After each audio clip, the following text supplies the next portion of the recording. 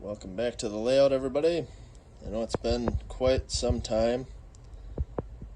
Summer is generally the off month in model railroading. I just wanted to give one last overview of the yard. So there's going to be some changes, and I've thought about this for a little while now. I'm not really happy with this yard. First off, the tracks are way too close together, and even the 60-foot boxcars, they hit each other when they're on the separate tracks. So it just doesn't work the way that I wanted it to, and I want a couple other things out of this.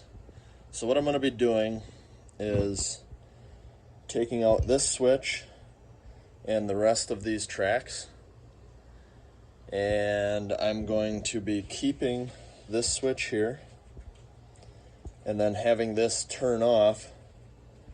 Actually, it'll probably come out a little bit. I may even leave this section here and just add in a piece to fill in that. And then I am going to be adding this switch, putting it down there on the main line so that it comes off. What this is going to be is a passing siding, so that I can have one train here on the siding staged, and then I can also be running another train. I think that's going to be more what I'm looking for.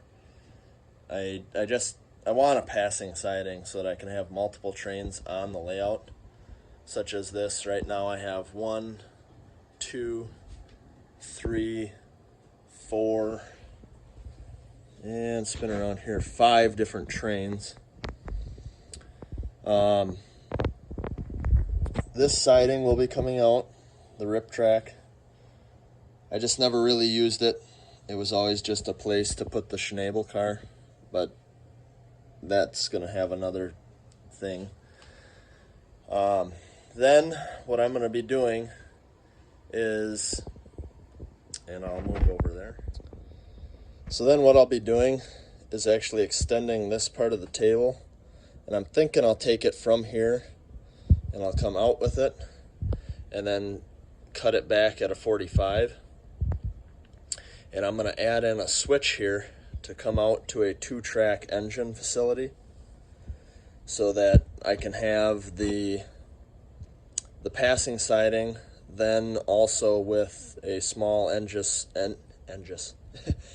service facility, and just a place to store a couple of the locomotives, because over there isn't really working out either. So that's going to be phase 1 here, or kind of the first step that I'm going to do, is to redo this yard, put in the passing siding. So I'll add that switch in here. It'll go down, connect back up to that one, and then back over. And then what I'm going to be doing is adding the new benchwork here. Then after that's done, I will move on to this side of the layout. What I'm going to do here is take that Ross switch, which is actually a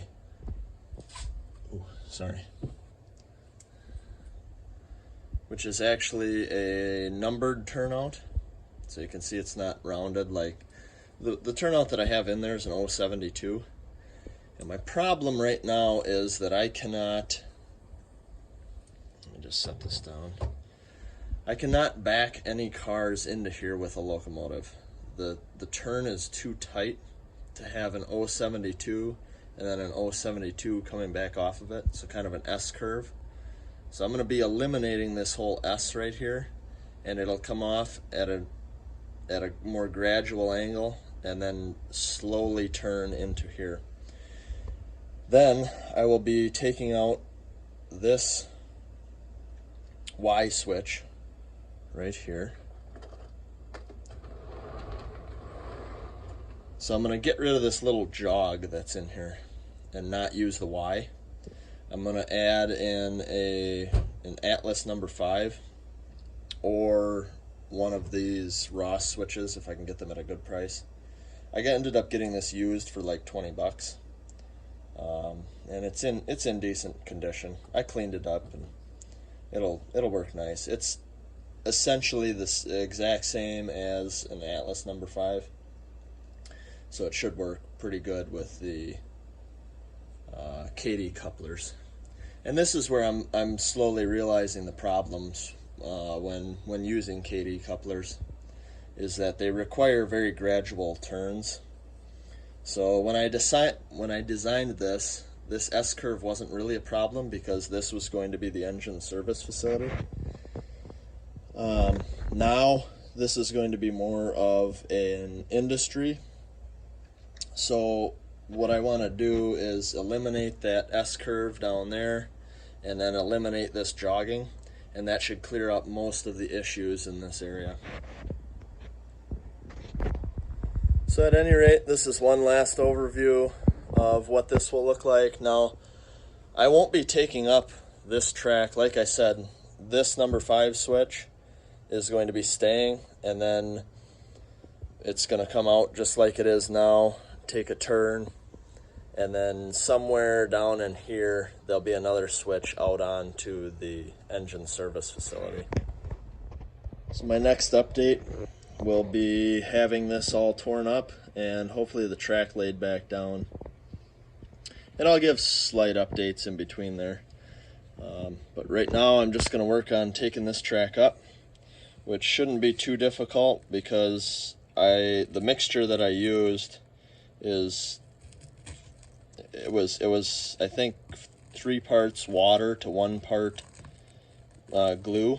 And I did this on purpose because I knew that this wasn't going to be permanent and that I'd want to take this up eventually.